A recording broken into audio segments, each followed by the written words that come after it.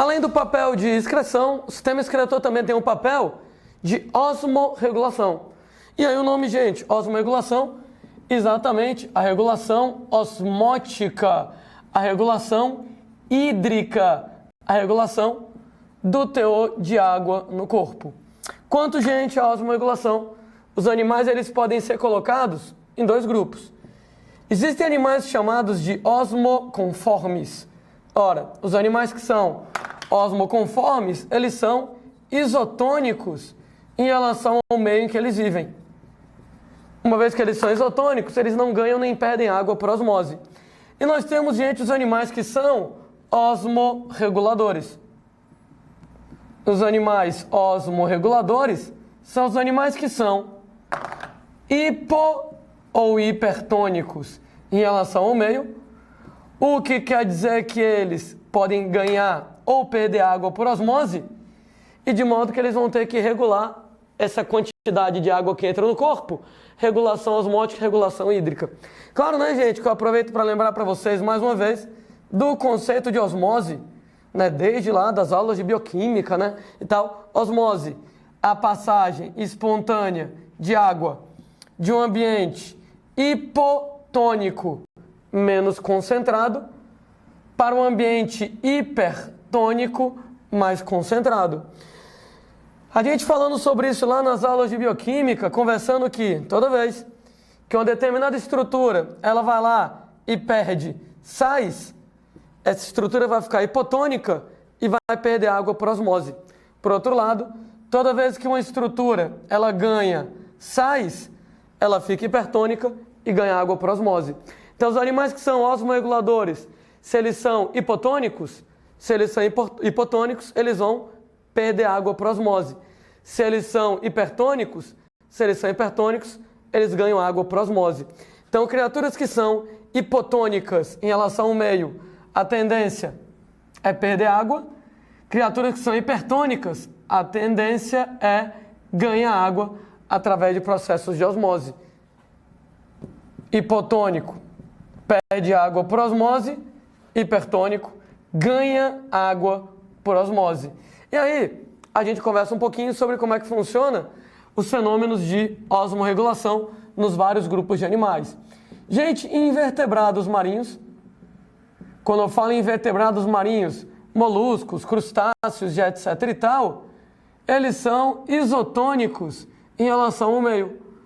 Uma vez que eles são isotônicos e não ganham nem perdem água por osmose, eles são osmoconformes, né? Então isso aí eu não preciso me preocupar. Os animais que são invertebrados de água doce, os invertebrados dulcícolas de água doce, né? Tem esse nome fofo aqui, dulcícolas de água doce, eles são hipertônicos em relação ao meio. Ó, eles são hipertônicos. Se eles são hipertônicos, eles ganham água por osmose. E aí, gente, a minha preocupação é eles ganharem tanta água que as células deles podem explodir. Como é que eles fazem, então, para não explodirem? Simplesmente, eles ganham água por osmose e eles, então, eliminam o excesso de água através das estruturas excretoras, através do sistema excretor deles. Por isso que a gente estava comentando, né, que o sistema excretor, além do papel de excreção, tem esse papel de osmorregulação, regulação osmótica e regulação hídrica. Então, em invertebrados de água doce, por exemplo, moçada, você tem lá moluscos de água doce, alguns caramujos de água doce. Esses de água doce são hipertônicos, estão o tempo inteiro ganhando água por osmose, e para evitar que eles ganhem água até as células explodirem, eles eliminam o excesso de água pelo sistema excretor, na urina, né? Então eles vão lá, fazem xixi e botam o excesso de água para fora, para não ter problema. Lá vamos nós em relação aos animais vertebrados. Os peixes de esqueleto cartilaginoso, como é o caso, moçada, do tubarão, como é o caso, moçada, da arraia. Vamos lá, então, caso lá do tubarão, caso lá da arraia, qualquer outro peixe que você falar para mim, provavelmente não vai ser peixe cartilaginoso, né? Então, os peixes de esqueleto cartilaginoso, basicamente esses dois, eles, moçada, são lá hipotônicos em relação à água do mar. Uma vez que eles são hipotônicos em relação à água do mar, quer dizer então que eles são hipotônicos, eles perdem água por osmose. Então a tendência deles seria perder água por osmose e com isso, gente, eles iriam desidratar até a morte. O que não faz o menor sentido, né? O tubarão desse caso lá viver no ambiente de água salgada e desidratar até a morte. Como é que eles lidam com isso? Falei sobre isso no vídeo anterior. A tendência deles seria perder água por osmose. Entretanto, esses caras acumulam ureia no sangue até ficarem isotônicos em relação ao meio. Uma vez que eles ficam isotônicos, automaticamente eles não perdem mais água por osmose. Quer dizer que, a princípio, eles seriam hipotônicos. Eles perderiam água por osmose. Entretanto, eles vão acumulando ureia no sangue até ficarem isotônicos em relação à água do mar. Até chamei esse fenômeno para vocês de uremia fisiológica. Assim, né? Emia no sangue, então você acumula ureia no sangue fisiologicamente, naturalmente, para poder ficar isotônico em relação ao mar e não ter problemas com osmose. Lembrando que não pode ser amônia, que a amônia é tóxica demais, e não pode ser ácido úrico, que o ácido úrico é insolúvel, né? Então, vai acabar tendo que ser a ureia aqui nesse caso. Você vai ter lá, em relação aos peixes ósseos, né? Gente, peixes ósseos, qualquer peixe que você colocar para mim, tirando lá tubarão-arraia, deve ser peixe ósseo. Lembrando para vocês, né, que os peixes cartilaginosos recebem lá o nome super sexy, super sensual de chondrichthyes. Lembrando que o nome chondro quer dizer cartilagem, daí ichthyes quer dizer quer dizer peixe. Então chondrichthyes, chondro, cartilagem, ichthyes, peixe, peixes de esqueleto cartilaginoso. E os peixes ósseos, eles são chamados de osteichthyes. Lindos nomes, né? Osteo, osso, ichthyes, peixe, peixes de esqueleto ósseo. Gente, em relação aos peixes ósseos, nós temos lá algumas possibilidades. Quando o peixe ósseo ele é marinho, peixes ósseos marinhos, eles vão ser, nesse caso lá, hipotônicos em relação ao mar. E aí, como é que você vai lidar com esse caso? Se eles são hipotônicos em relação à água do mar, isso quer dizer que eles vão perder água por osmose. E aí, eles iriam tender a desidratar. Qual é o truque deles, moçada, para que eles não desidratem? Né? Basicamente, já que eles estão perdendo água por osmose, eles vão lá, bebem a água do mar para repor a água perdida. Simples assim. Ora, então nesse caso, ele não está perdendo água por osmose? Então, já que ele está perdendo água por osmose, ele bebe água do mar e compensa isso. Simples desse jeito. O problema é que quando eles vão lá e bebem água do mar para poder repor a água que eles perderam, eles, infelizmente, acabam ganhando muito sal. E uma vez que eles ganham muito sal, surge um outro problema na vida deles, né? Como é que eles fazem para poder lidar com essa grande quantidade de sal que eles ganham? Porque sal em excesso acaba sendo um problema. Daí, 2 truques. Esses caras vão lá e eles eliminam sal nas brânquias. As brânquias desses tipos de peixe apresentam lá um mecanismo de transporte ativo. Isso aqui gasta energia. É uma bomba de sais. E essa bomba de sais nas brânquias vão estar, então, eliminando os excessos de sal. A propósito, né? Quer dizer que as brânquias desses caras têm lá duplo papel. Além do papel respiratório, tem um papel de regulação no teor de sais. Elimina o excesso de sal nas brânquias. Outra maneira que eles têm para poder eliminar o excesso de sal, já que eles estão bebendo água do mar para repor a água que eles perderam por osmose, já que eles estão ganhando sal pra caramba, eles vão eliminar sal na urina. Eles eliminam sal no xixi. Entretanto, uma preocupação. Eles já estão perdendo água por osmose. Se eles estão perdendo água por osmose e perdem também água no xixi, eles vão desidratar. Então, gente, eles querem perder sal no xixi, mas não querem perder água. Então, eles já estão perdendo água por osmose. Se eles perderem água por osmose e perderem água no xixi, eles vão desidratar muito. Então, eles querem eliminar uma urina onde essa urina tenha muito sal e tenha pouca água. Então, essa urina, gente, vai ser uma urina extremamente concentrada. Essa urina é concentrada para que ela tenha muito sal e ela tenha pouca água para poder evitar que o cara desidrate, né? Então, a urina dos peixes ósseos, nesse caso, já que eles estão ganhando água por osmose, já que eles estão perdendo água por osmose, eles, nesse caso, não querem perder água no xixi, então eles eliminam sal na urina, uma urina concentrada, com o máximo de sal possível para eliminar o máximo de sal e com o mínimo de água para não perder mais água. Essa urina, ela é concentrada e ela é escassa. Quando eu falo que ela é escassa, em pequena quantidade, exatamente para poder perder pouca água.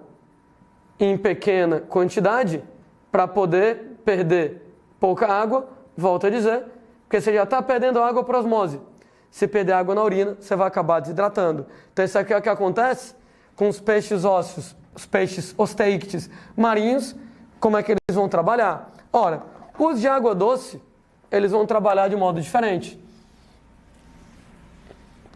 Então, a gente vai ter lá os peixes ósseos, os osteíctes, osteo, osso, icte, peixe, os osteíctes dulcícolas, né?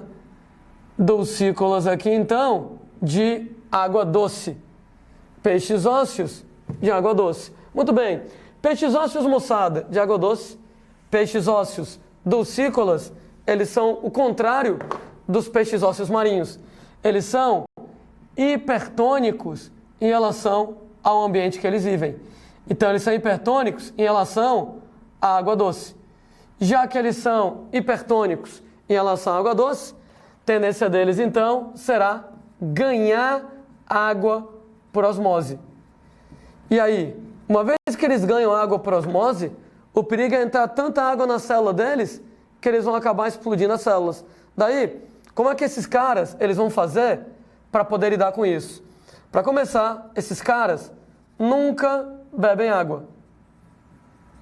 Não faz sentido, né, gente? Se o cara já está ganhando água por osmose, para que ele vai beber água? Né? Ele já está com água demais, né? Ele quer menos água, então eles nunca vão beber água. Daí, eles ganham água por osmose e eles eliminam o excesso de água na urina. Gente, esses caras fazem xixi o tempo inteiro para exatamente eliminar o excesso de água que eles têm. O problema, uma vez que eles vão eliminar excesso de água na urina, eles vão acabar perdendo sal na urina. De maneira, gente, que essa urina é uma urina que vai ter que ser bem diluída.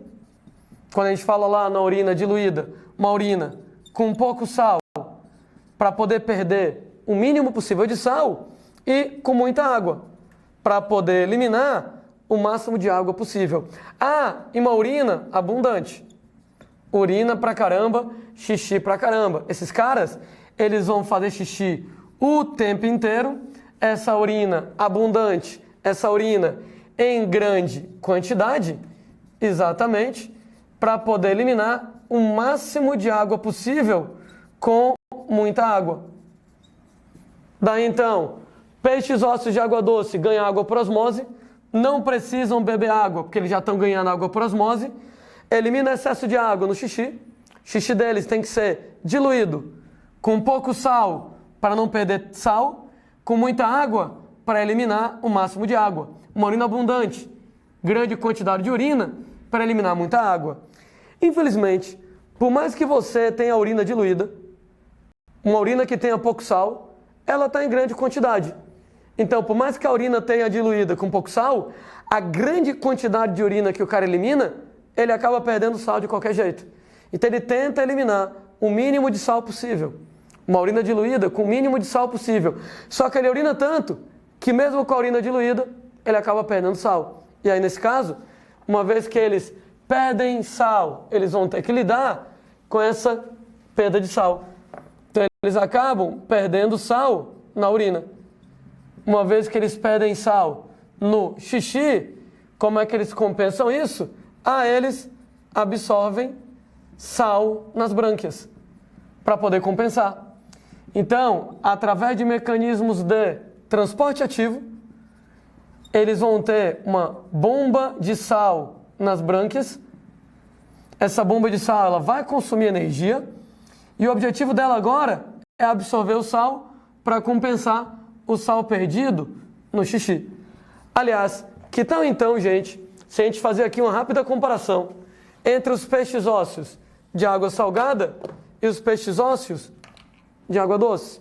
Então, os peixes ósseos de água salgada, eles são hipotônicos. Como eles são hipotônicos? Eles estão perdendo água por osmose. No que eles perdem água por osmose, eles repõem a água perdida bebendo a água do mar. Eles bebem água do mar, mas isso ganha um problema. Eles ganham muito sal com isso. Como é que eles lidam com esse sal que eles ganham? Eliminam o sal nas brânquias, através de transporte ativo, uma bomba de sais com gasto de energia, e eles eliminam sal no xixi. Xixi, então, vai ser concentrado o máximo de sal possível, o mínimo de água, e uma urina escassa. Pequena quantidade de urina, para exatamente não perder tanta água. Então, 2 truques aqui importantes em relação a esses peixes, né? 2 truquezinhos aqui importantes em relação aos peixes ósseos marinhos. Quando você vai lá para os peixes ósseos de água doce, o contrário, eles são hipertônicos, eles estão lá ganhando água por osmose, daí eles nunca precisam beber água, daí eles têm que eliminar excesso de água. Como é que eles fazem isso? No xixi. Um xixi diluído, com o máximo de água possível e pouco sal para não perder tanto sal, uma urina abundante, bem muita urina para eliminar bem muito na água. Mesmo a urina sendo diluída, eles acabam perdendo sal e eles vão então compensar isso absorvendo sal nas brânquias, transporte ativo, a bomba de sais trabalhando aqui. A gente aproveita para fazer uma observação sobre o lance lá dos peixes. Peixes podem ser classificados em estenoalinos e eurialinos. Eu sei, gente, que o nome é feio pra caramba, mas tentando entender o significado desses nomes horrorosos, né? O nome halo quer dizer sal. Daí toda vez que em ecologia, por exemplo, você fala em não sei o que halo, ou halo não sei o que, é uma referência à salinidade. E, gente, o nome esteno, o nome euri, um quer dizer estreito, outro quer dizer largo. E aí, eu faço aqui uma pergunta, não tem resposta certa, não tem resposta errada. É basicamente uma pesquisa de opinião, tá? Tipo assim, qual é o nome que vocês acham mais parecido com estreito? Esteno ou euri? Bom, não sei vocês, eu acho que estreito parece mais com esteno do que com euri. E se você chutou que nem eu chutei, beleza, você acertou. Volto a dizer, não tem resposta certa, não tem resposta errada, mas eu acho que esteno parece mais com estreito do que euri. Esteno, gente, quer dizer estreito, e criaturas estenoalinas são criaturas que suportam uma estreita variação de salinidade. Quando eu falo que elas suportam uma estreita variação de salinidade, o que é que eu quero dizer com isso? São carinhas que vivem só em água salgada ou que eles vivem só em água doce. Aliás, a imensa maioria dos peixes trabalha desse jeito. A imensa maioria, moçada, dos peixes ou é só de água doce ou é só de água salgada. Se você pega, por exemplo, lá uma sardinha de água salgada e bota em água doce, morre. Se você pega uma tilápia de água doce e bota em água salgada, morre. Nesse caso, morre porque o peixe não consegue tolerar muito bem as variações de sal. Ele não consegue adequar, por exemplo, a urina dele para eliminar mais ou menos água, mais ou menos sal, a bomba de sais para eliminar mais ou menos sal, para poder ganhar mais ou menos sal. Daí, para a maioria dos peixes, ou o cara é só de água salgada ou só de água doce, steno, estreito, suportam estreita variação de salinidade. Já o nome euri, euri quer dizer largo. Daí, animais, peixes eurialinos suportam uma larga, uma grande, uma ampla variação de salinidade. Ora, gente, nesse caso, quando eu falo que eles suportam uma grande variação de salinidade, quer dizer que eles vivem tanto em água doce quanto em água salgada, que não tem problema. Em água doce, em água salgada, que não tem galho. É uma minoria, moçada, dos peixes que trabalham desse jeito. A maioria dos peixes, como eu disse, não consegue adequar a urina, a bomba de sais das brânquias a mudanças de salinidade. Mas alguns caras, eles conseguem. É o caso, por exemplo, lá dos condrictes. Existem casos registrados de ataque de tubarão-banhistas em rios a mais de 2.000 quilômetros de distância da praia de água salgada mais próxima. O tubarão de água salgada entrou no rio, gostou, ficou por lá e o cara de bobeira, morto de feliz, tomando banho de rio, pá, mordida de tubarão. Como é que isso acontece? Estava comentando que o peixe cartilaginoso, ele acumula ureia no sangue para ficar isotônico. O resultado é que, se ele está em água salgada, onde tem muito sal, ele acumula muita ureia no sangue dele. Se ele está em água doce, que tem pouco sal, ele acumula pouca ureia. Então, para o tubarão é muito fácil regular a concentração do corpo, basta acumular mais ou menos ureia no sangue. Então, está no mar com muito sal, muita ureia. Está no rio com pouco sal, pouca ureia. Tanto é que existem arraias de água salgada e existem arraias de água doce. Tubarões preferem viver em água salgada, porque a água salgada tem mais oxigênio, então permite que ele se mantenha mais ativo, mas dá para ele se virar em ambientes de água doce.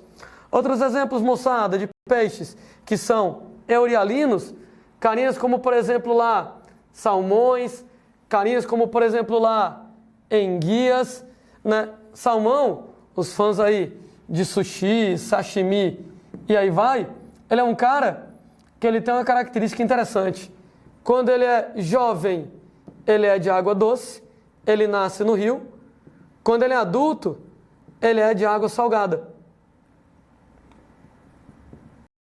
Quando ele está na época de reprodução, ele volta para o rio para poder desovar. Daí os filhotinhos nascem no rio, os jovens nascem no rio. E aí o rio leva eles lá para o mar, adultos, eles vivem no mar nesse caso. A gente vai chamar esses peixes pelo nome de peixes anádromos. É um nome, moçada, feioso lá. Claro, o pessoal do Eu Só Quero Nem o Resto do Mundo Se Exploda passa longe desse nome, mas peixes anádromos são peixes que sobem o rio para poder desovar. Nesse caso, pessoas. O salmão trabalha desse jeito. Landim, como é que ele faz para poder viver em água doce e em água salgada? Simples. Ele adequa a urina dele. Dependendo do lugar onde ele está, a urina dele é mais concentrada ou mais diluída, ela é mais abundante ou mais escassa, ele bebe ou não bebe água, ele pode mexer na bomba de sais. Se necessário, a bomba de sais bota sal para fora. Se necessário, a bomba de sais bota sal para dentro. Na maioria dos peixes, a bomba de sais ou só bota sal para fora ou só bota sal para dentro. Mas no salmão, a bomba de sal é regulável.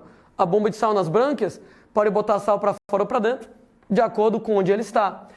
Enguia, ela é interessante porque ela trabalha de modo semelhante ao salmão, só que inverso. Ela, quando jovem, vai ser marinha, ela vive em água salgada.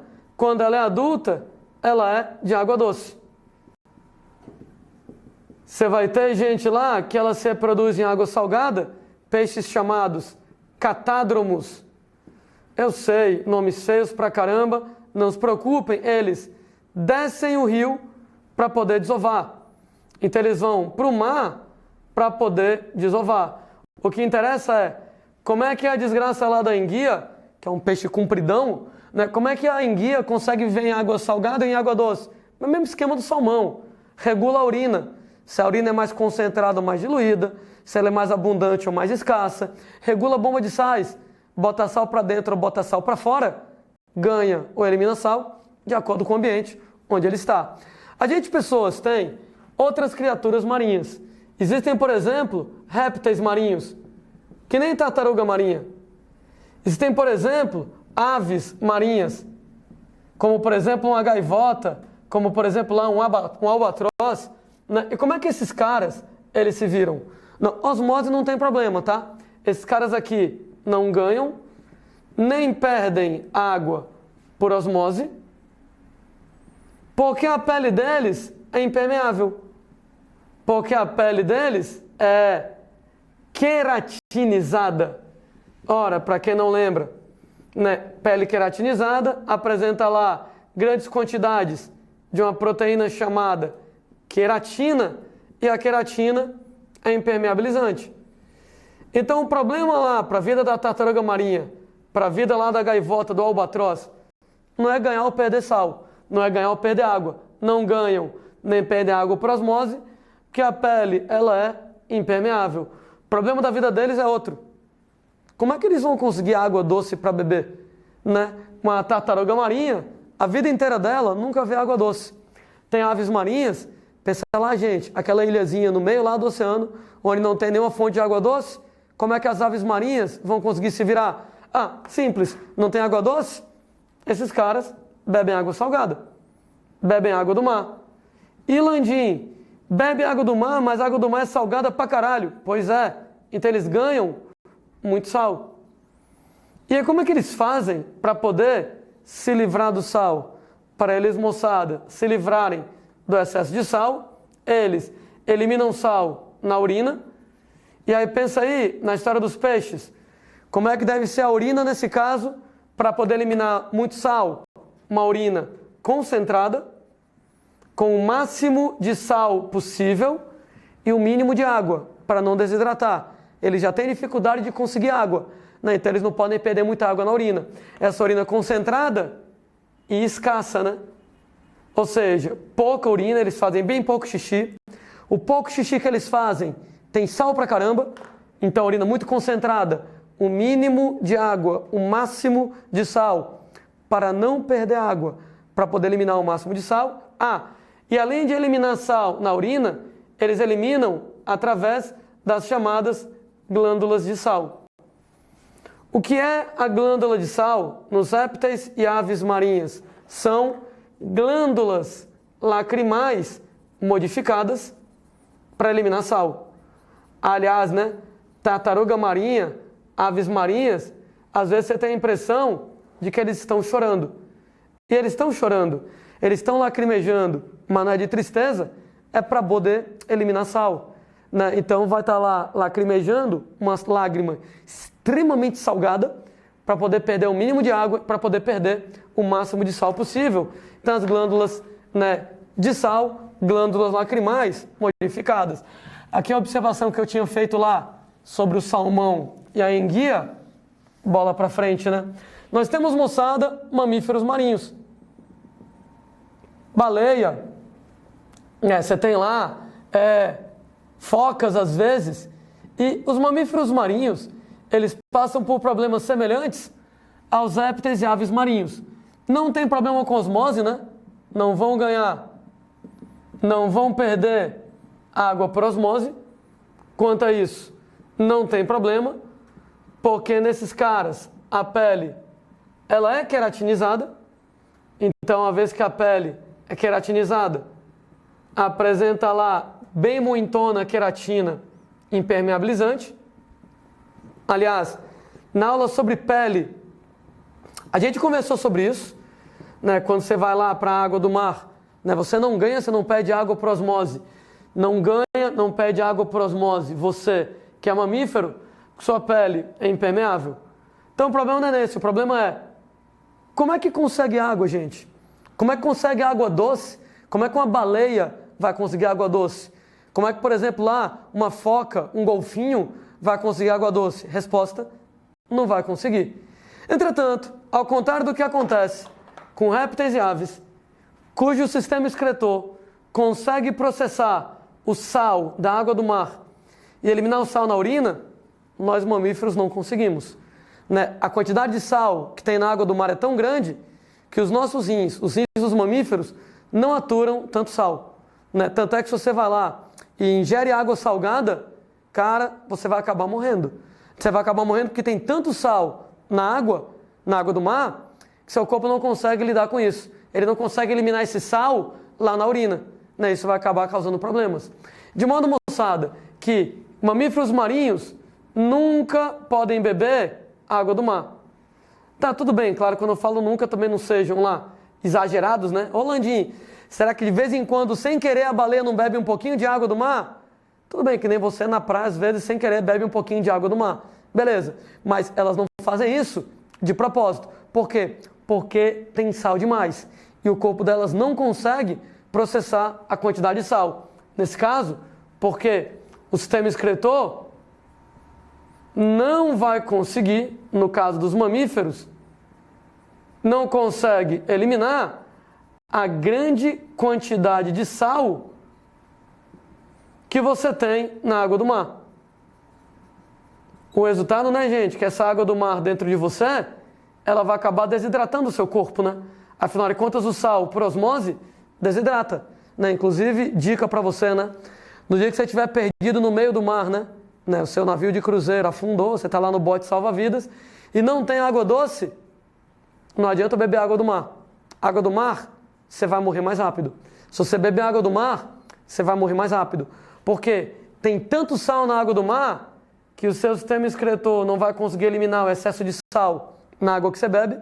Esse sal dentro do seu corpo, por osmose, desidrata as células, desidrata os neurônios morrem e você dança. Qual é a dica para você, náufrago? Fazer que nem os mamíferos eles fazem.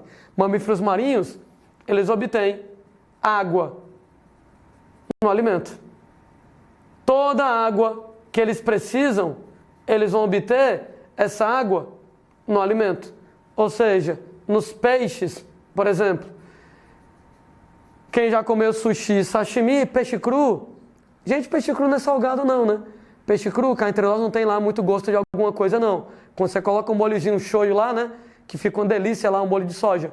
Mas o sashimi em si, né? O peixe cru não tem gosto muito de nada, é um sabor bem neutro. Notem que ele não é salgado. E notem que ele tem bastante líquido dentro.